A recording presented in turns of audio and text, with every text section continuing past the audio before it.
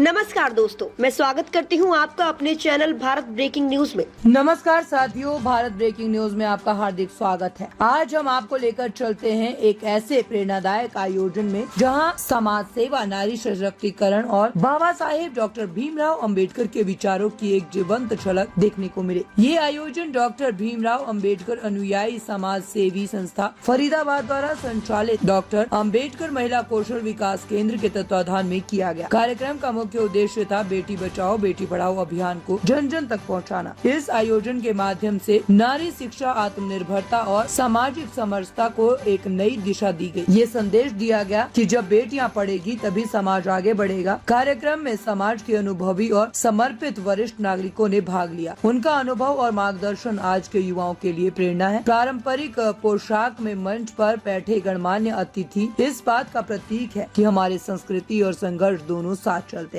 कार्यक्रम स्थल doctor Ambedkar park Faridabad में लगी बाबा साहेब की तस्वीर हर व्यक्ति को ये याद दिला रही थी कि शिक्षा ही सबसे बड़ा हथियार है परिवर्तन का। कार्यक्रम के निदेशक श्री ओपी धामा जी ने आयोजन को सफल बनाने में महत्वपूर्ण भूमिका निभाई। उन्होंने उपस्थित सभी लोगों का हार्दिक स्वागत किया और बाबा साहेब के विचारों को जन जन तक पहुँचाने का संकल्प दोहराया। इस आयोजन ने सिद्ध करवा दिया कि बाबा साहेब का सपना एक समाज शिक्षित और आत्मनिर्भर समाज आज भी लोगों के दिलों में जिंदा है। तो आइए हम सभी मिलकर बेटी बचाओ बेटी पढ़ाओ शिक्षित बनो संगठित रहो और संघर्ष करो के मंत्र को अपनाएंगे और एक बेहतर समाज की ओर कदम बढ़ाएंगे। भारत ब्रेकिंग न्यूज के साथ जुड़े रहिए क्योंकि हम लाते हैं समाज की असली तस्वीर बिना किसी लाग लपेट के। मैं आप सभी के सामने कुछ लाइनें सुनाना चाहती हूँ भीमराव अंबेडकर जयंती के ऊपर। भारत के इतिहास में कुछ ऐसे महान लोग हैं जिन्हें समाज की देश और दिशा के पूरी तरह बदल दिया। डॉक्टर भीमराव अंबेडकर ऐसे एक नाम है जिनका जीवन भर में समानता, स्वतंत्रता और समताओं की भावना को समृद्ध था। उनका मानना है और याद में 14 अप्रैल को पूरे देश में भीमराव अंबेडकर जयंती के रूप में मनाया जाता है। धन्यवाद।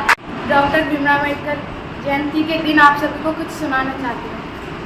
जुल्म के आगे दुश्मन भी झुक जाएगा, हौसला बुलंद रखो तो वक्त भी रुक जाएगा। बाबा साहेब कहते हैं अगर एकता से चलोगे तो वो इंसान ही क्या आसमान भी झुक जाएगा। Thank you. सावरकर के समाज सेवा करने वाले, कीर्तिमान स्थापित करने वाले भारत रत्न डॉक्टर बाबा भीमराव अंबेडकर साहब की 134वीं जयंती में आप सभी को बहुत बहुत हार्दिक बधाई, बहुत बहुत शुभकामनाएं। साथियों, प्यारे बच्चों, आज आपने देखा आपके बीच में आई है रणजीत सिंह जी और हमारे मुख्य अभियंता रिटायर्ड श्री रोहिला साहब, और आज की ये जो जयंती मनाई जा रही है उसके जो चेयरपर्सन हैं ओपी धामा साहब, जो doctor Bhimrao Ambedkar education society चलाते हैं दिल्ली में, हमारे साथ पधारे करण सिंह जी और सभी मीडिया कर्मियों, आप सभी का हृदय की गहराई से बहुत बहुत धन्यवाद। आप सभी का स्वागत, अभिनंदन। दोस्तों, हमें बाबा साहब को पढ़ना चाहिए। क्यों पढ़ना चाहिए?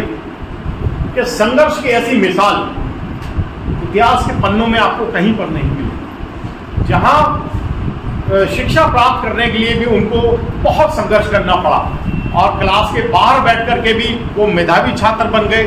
ना तो उनको मतलब किसी चीज़ को स्पर्श करने की अनुमति थी, ना ही और उनको पानी पिलाने के लिए स्कूल का चपरासी आता था।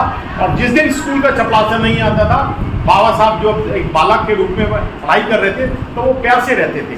तो इतना कठोर जो उन्होंने संघर्ष किया, और जब विदेश से वो पढ़ के आए तो इसी देश के अंदर टांगे वाला अपने टांगे से उतार देता था, प्रेस करने वाला उनके कपड़ों को प्रेस नहीं करता था, हजामत बनाने वाला उनकी शेव नहीं करता था, और कोई उनको मकान भी किराए में नहीं देता था। मतलब विश्व का, इस प्लेनेट का सबसे बुद्धिमान व्यक्ति। और देखे कितना छुआछूत और भेदभाव।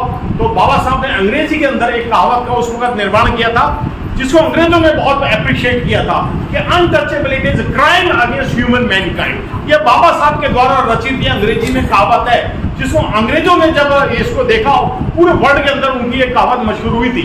तो उससे के बाद बाबा साहब का इतना बड़ा कद बना कि अंग्रेज लोग उनको अपने साथ ब्रेकफास्ट करवाते थे, लंच करवाते थे और गौरव का अनुभव करते थे वहीं उनके साथ देश के अंदर। तभी उन्होंने अपना पूरा जीवन समाज के दबे कुचले, शोषित, पीड़ित, वंचित और अत्याचार से ग्रसित लोगों को दिया।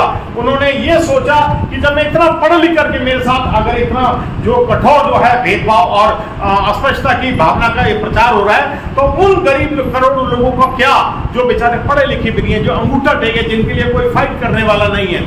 तो आप इस बात को याद रखना अपना पूरा जीवन, क्योंकि अगर वो पैसा कमाना चाहते तो नवाब हैदराबाद ने उनको उस वक्त आज से 90 साल पहले 25,000 रुपए की सैलरी ऑफर करी थी।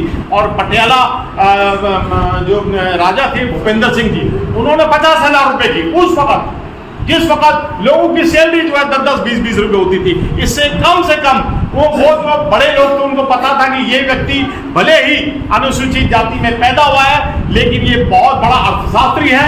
और जब भारत आजाद हुआ तो पहले जो है कानून मंत्री बने और भारत का संविधान उन्होंने बनाया और इतिहास उन्होंने बनाया। क्योंकि बैरिस्टर तो महात्मा गांधी भी थे, जवाहरलाल नेहरू भी थे, सरदार वल्लभ भाई। आपको कैसी लगी हमारी ये न्यूज, हमें कमेंट करके जरूर बताएं। लाइक करें, सब्सक्राइब करें और अपने दोस्तों के साथ शेयर करें।